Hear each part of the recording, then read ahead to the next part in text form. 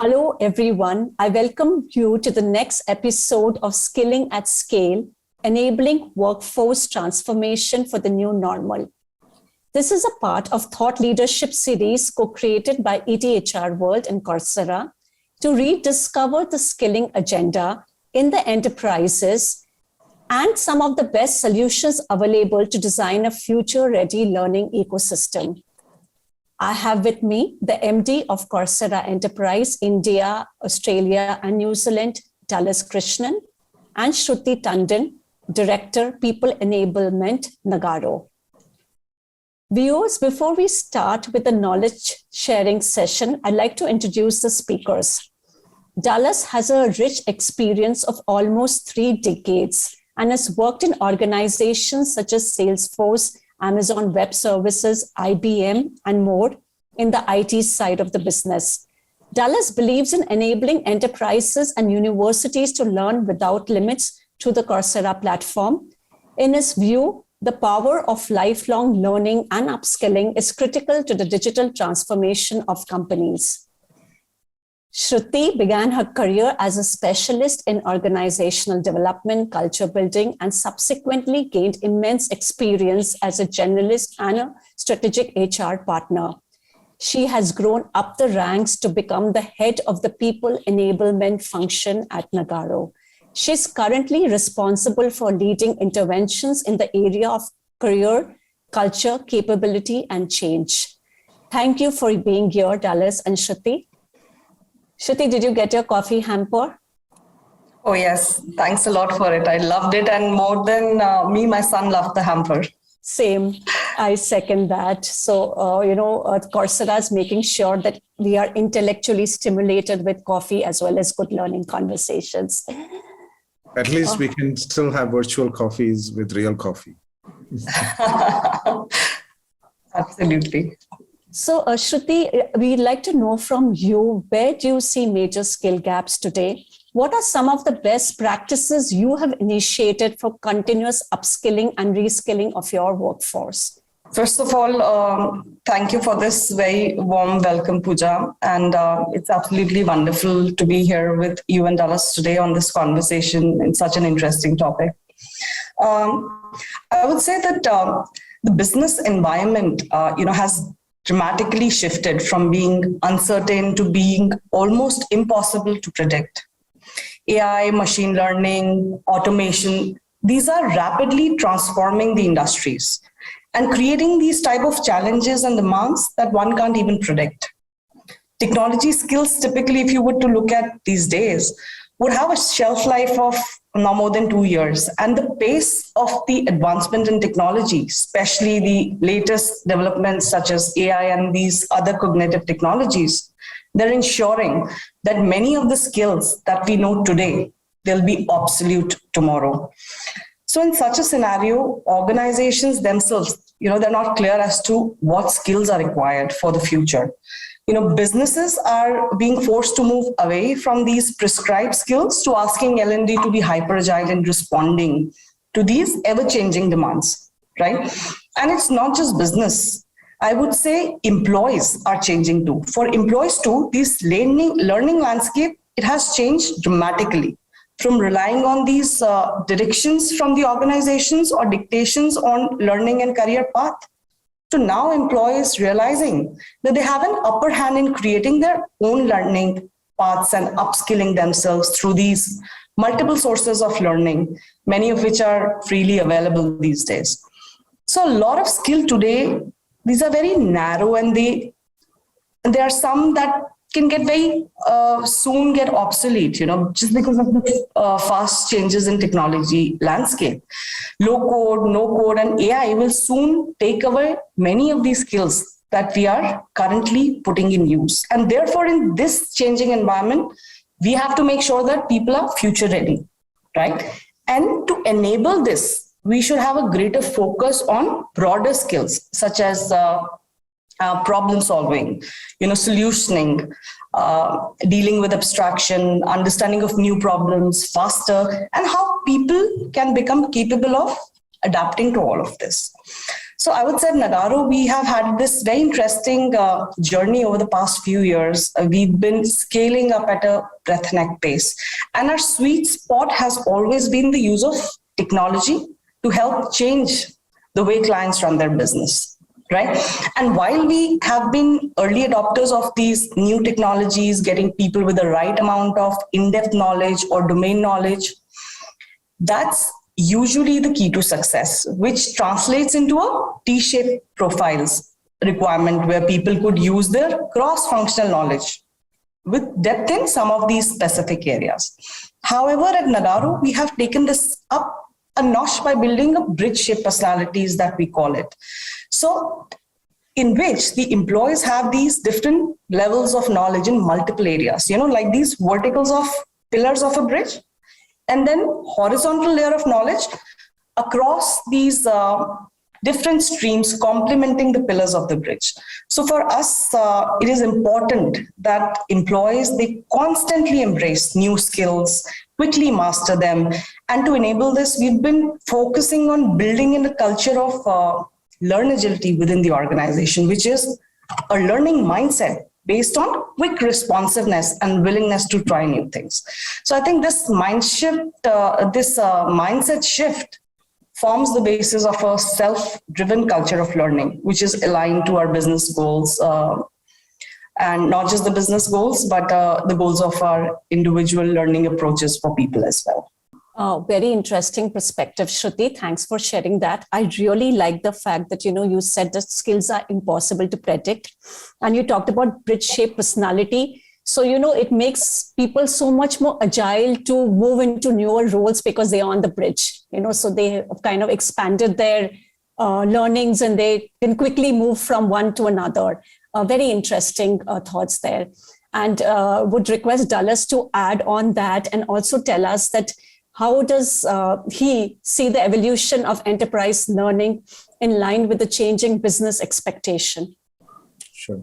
Thank you. Thank you, Pooja. And first and foremost, I guess, Pooja, you have heard me before. So as you can tell, probably lots of words because Shruti has already covered whatever I would have probably said.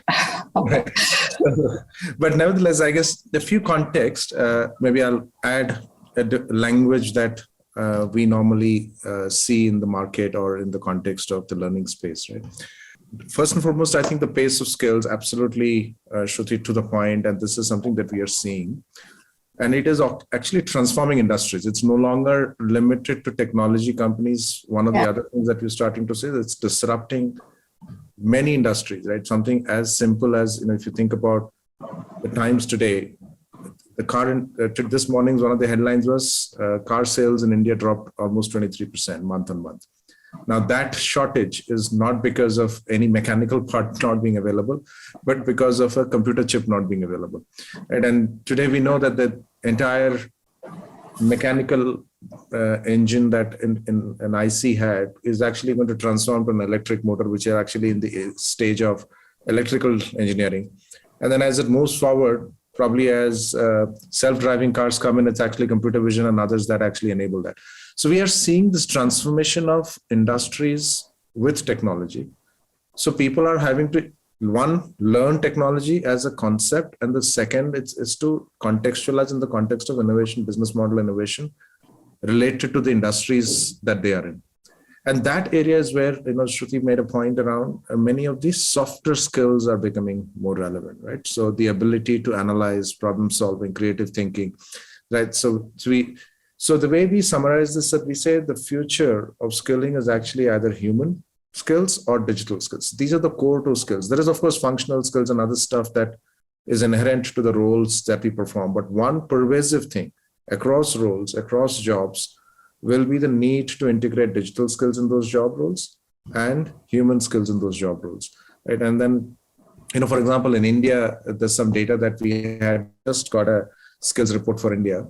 I'll give you the top 5 for human skills, right? The top 5 human skills that people are learning on the Coursera platform are professional development, storytelling, public relations, change management, and negotiation, right? So these are the 5 skill areas that people are learning a lot more.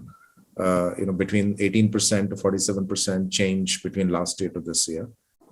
On the digital skills, the areas that the one area that has picked up the biggest, and it's about 82% increase year on year, is actually product design. Right? So that was massive.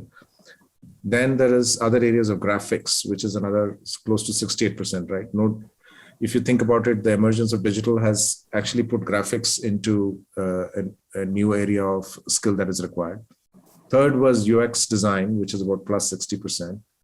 And then the context of data coming in, and hence the context of statistical visualization, which is up about 60% too. And the last one was cloud infrastructure, which was about 60% again. So that's just some data in what we are seeing, the need for how the skills and what skills we are seeing being more relevant as we go forward, and to combine that with a lot of softer skills like human skills. So the future, we always say, is human plus digital, apart from every other functional skills that you may need to have. So back to you, Pooja. Very interesting, Dallas. As we move from the great reset to the great resignation era, we realize that just having HR tech is not enough to give employees a great experience. There has to be more than that. And to that, actually, talent development is playing a very, very key and critical role in, meeting learners' aspiration, in meeting employees' aspiration, and also as a, razor sharp tool to retain them in the workplace. Shruti, your thoughts? Career development and meeting individual learning aspirations are extremely strategic at the moment. And I would say not just because of this employee experience and retention, which is, of course, one part, but developing careers and developing skills of people is also directly impactful to the organization itself, right? So it is one of these things which, is highly aligned, where the more skillful our people are, the more they contribute towards not just their individual goals, but the goals for the organization as well. And I would say this bit helps a lot in improving retention, because employees do put a lot of emphasis on how well the organizations take care of them. And skilling is definitely their personal indicator of their professional wellness, I would say. So, if I know more, then I'm better. So if a company does something to make me feel better, then employees are happier. And this definitely aids in retention, I would say, for sure. And at Nagarro, L&D by essence has always been a very strategic function, where both HR and senior management have been deeply involved in thinking, designing, redesigning, with a very strong focus on enabling an environment where people can learn from experiences of others, in a mutually collaborative learning environment. And I think we feel that there must be an inherent culture of problem solving, of curiosity, really looking at how you are continuously learning, where I said the culture of learn agility has to be in place. And with the rise of all these digital tool enables, an egalitarian learning approach, I would say, where the focus is now on building the mindset and letting people choose what they are enthused about, I would say. And our focus has also been towards, better employee learning experience, where we have used principles of design thinking to understand the employee journey, and then creating this gamified experiential learning avenues for them, so to say. Thank you, Shruti, for that. And, EduTech has really expanded and is really working, along with industry to help, develop skills for the workforce. I'd like to ask Dallas, how does Coursera integrate content, knowledge, and expertise to bridge the skill gap? Sure. And quite a few of the points Shruti did mention here, right? And one is in the context of gamifying the learning. And then, of course, second is structuring the learning in the context of a learner, right? I think these are the two strong elements that we see. So in the context of framework, we normally talk about a skills-first learning as an emerging paradigm, where it's no longer doing and giving people access to courses or catalogs, but actually giving them, and I love the word Shruti used, an environment of professional well-being, right? So The environment of professional well-being is also about information and telling them what is it that they need to do. Towards that, we launched on our platform a perspective called skill set, right? So which essentially is where you and me, let's say me and Pooja, both of us are doing the same job, in the same company. Let's say both of us are data analysts, but we may have very different skills. One on the roles that we do and in the key skilling areas, and we may also have gaps which are very different. So finally, it makes no sense to put both of us on the same program, do the same set of stuff. My area of strength, if it is on visualization, and your area of strength, if it's on software engineering, right? Then you don't need to be studying more software engineering. And if I have a weakness in software engineering, I need to be studying that a lot more. So we talk about building a paradigm where the skill mastery is visible through a skill map to an individual in a very gamified way, where he sees on a scale of, okay, if I'm an Android developer, the 4 or 5 areas that I need to have skills are these: soft skills and human skills and technology skills. As I said, you combine the two. And based on an assessment, as I get onto the platform, I actually assess myself, answer 20 questions and say, Dallas, hey, your skill level is 75, and the bar for that job or that role that you're functioning today, it's only 20. So you're ahead on one area. But the second area, Dallas, you're at 20, whereas the requirement is 150. So now it curates a program for me. And that's where our expertise in having about 90 million plus learners on the platform and the content coming from top companies allows us to then curate and give people what specifically that they need to learn, right? It tells you, do this. There is a lab. They do learn, deploy, do a hands-on, do a submission, get an assessment, and then you move to the next level. And then people see that improvement in skill mastery. As a learner, I see, at each time and hours that I spend, I can see how I'm progressing towards the bar that my role is demanding. So that's on my current job role itself. Second is, Shruti's other point was talent mobility, right? People love moving to multiple bridges. I would say multiple pillars of bridges. If I have an aspiration to have a career which is a multi-career web, then I would want to learn multiple things. And if I have an aspiration, how do I get there?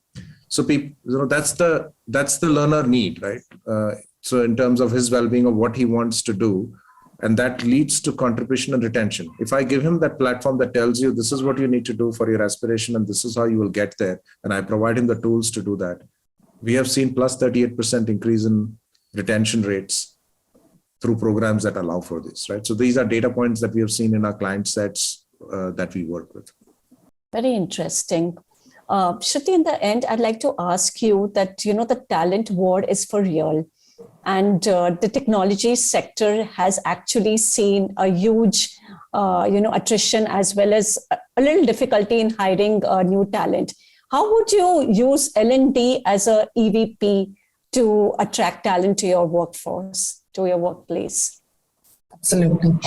So, Pooja, I would say in this era of employee experience revolution, our learning strategy has immensely been driven towards guiding people and giving them flexibility to these individuals and their choices of learning. And for all of this, we're trying to invest in better tooling that targets people more effectively in creating learning pathways for their own selves based on their current skills, their career path, and then providing them much more personalized learning catalogs, I would say.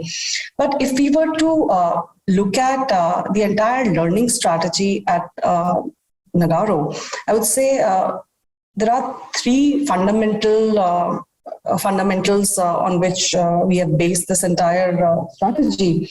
One part of it is these domain and project specific learning, wherein you need to know certain skills, certain domains, certain project skills, which are important for you to carry out certain specific roles and responsibilities that you have in the project. Then the second part of it is, creating this whole library of general learning topics for overall knowledge base, which are then choice driven, and people have the flexibility to pick and choose as to what they want to learn, where the interest lies. So you give them those avenues and leave that choice on to the people pick and suit the best one for their own selves. The third one, which is, I think, most importantly focusing on developing these experiential learning capabilities on broader skills rather than singular skill-based learning. And with experiential learning, we are confident, we are trying to consciously and continuously creating awareness of people towards these community learnings, where they could, learn and benefit by collaborating with people within the organization, trying and learning from the experience of other people on all kind of broad skills and any topic which is relevant in today's time, I would say.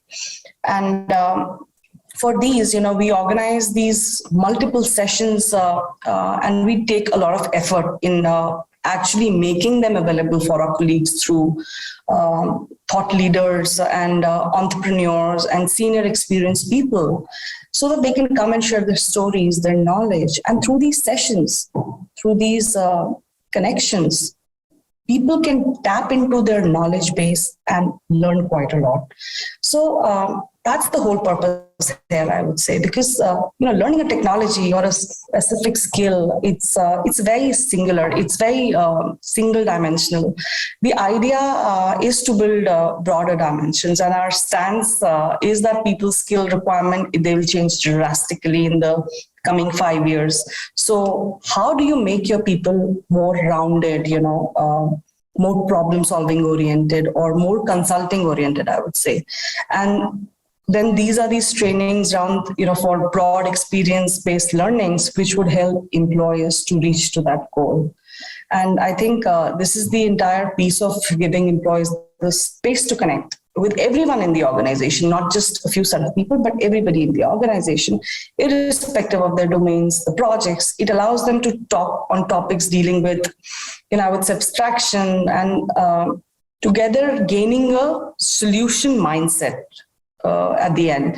And I think I feel that a strong retention policy, which takes care of all these components and focuses on designing more personalized learning capabilities for individual, needs a long way in keeping our people, or maybe in the industry as well, happy and engaged. Yeah.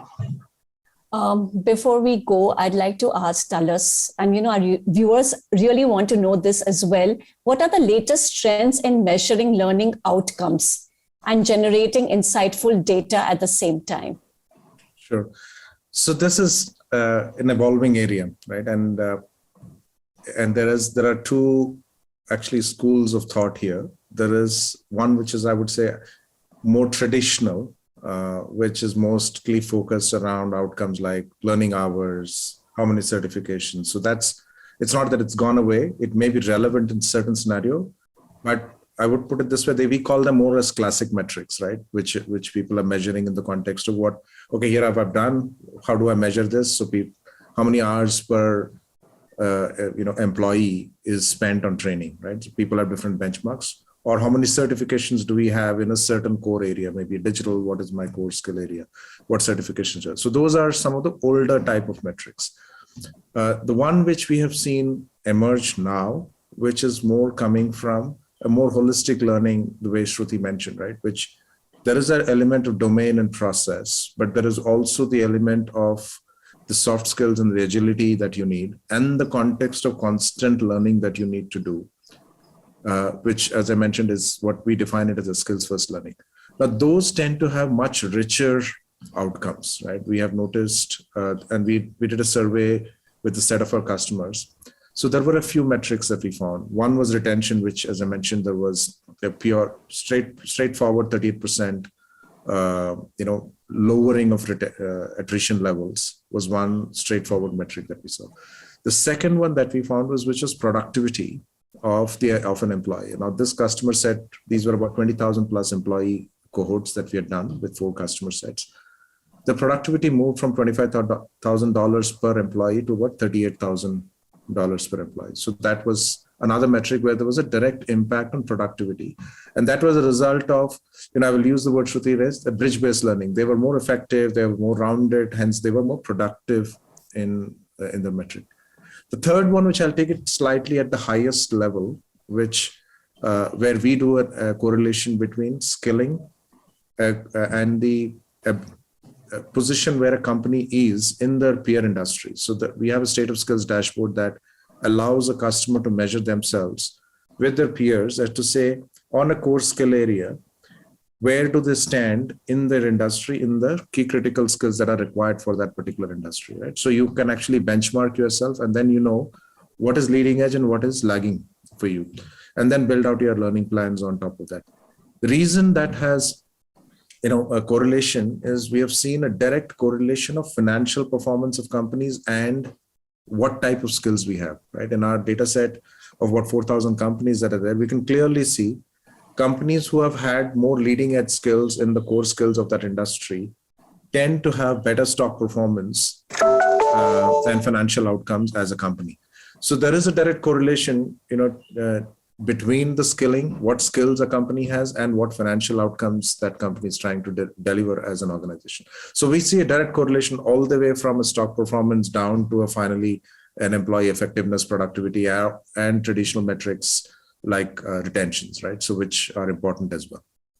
Thank you, Shruti. Thank you, Dallas. That's all we have in this episode. Viewers, I hope you found this conversation insightful. You might have been watching this on our YouTube channel or on our website. But, I'd like to tell you that these episodes and more such episodes are archived on our website as well as our YouTube channel. You can use the comment tab and let us know what you would like to hear. So we'll cover that in the following episodes as well. Thank you, Shruti. Thank you, Dallas, for joining us.